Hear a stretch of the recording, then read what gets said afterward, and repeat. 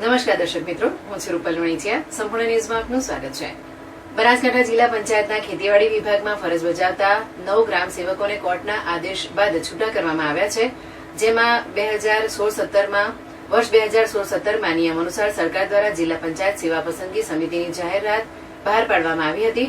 સરકાર દ્વારા સ્પર્ધાત્મક પરીક્ષા લઈ કુલ 107 ઉમેદવારોને ગ્રામ સેવક ખેતીવાડી તરીકે નિમણૂક આપવામાં આવી હતી. પરંતુ 107 ઉમેદવારોમાંથી 9 ઉમેદવારો બીએસસી એગ્રીકલ્ચરની ડિગ્રી ધરાવતા હોવાથી કોર્ટ મેટર થયેલી હતી. કોર્ટના ચુકાદો આવતા તમામ 9 ઉમેદવારોને છૂટા કરવામાં આવ્યા છે. બનાસકાંઠા જિલ્લા પંચાયતના ખેતીવાડી વિભાગમાં ફરજ બજાવતા 9 ગ્રામ સેવકોની ડિગ્રી બીએસસી એગ્રીકલ્ચરની હોય મામલો કોર્ટમાં પહોંચ્યો હતો. કોર્ટનો આદેશ આવ્યા બાદ તંત્ર દ્વારા તમામ 9 ઉમેદવારોને છૂટા કરવામાં આવ્યા છે.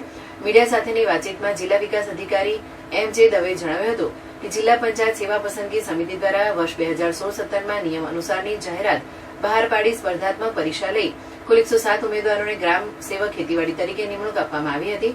જે પૈકીના 9 ઉમેદવારો બીએસસી એગ્રીકલ્ચરની ડિગ્રી ધરાવતા હોવાના વિવાદ સાથે કોર્ટ મેટર થયેલી, જેના અનુસંધાને આગળની પ્રક્રિયા થતા નિયમ અનુસાર તેમને છૂટા કરવામાં આવ્યા છે. આની વાત કરીએ તો જિલ્લા પંચાયત સેવા પસંદગી સમિતિ દ્વારા 2016-17માં નિયમ અનુસારની જાહેરાત બહાર પાડી સ્પર્ધાત્મક પરીક્ષા લઈ કુલ 107 ઉમેદવારોને ગ્રામસેવક ખેતીવાડી તરીકે નિમણૂક આપવામાં આવેલ.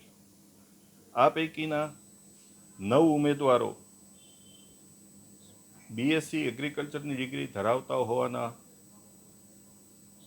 વિવાદ સાથે કોર્ટ મેટર થયેલી અને એના અનુસંધાને આગળની પ્રક્રિયા થતાં નિયમ અનુસાર એમને આપણે છૂટા કરવાના થાય. અન્ય ઉમેદવારો હતા તેમને કેવા પ્રકારની ડિગ્રી હતી?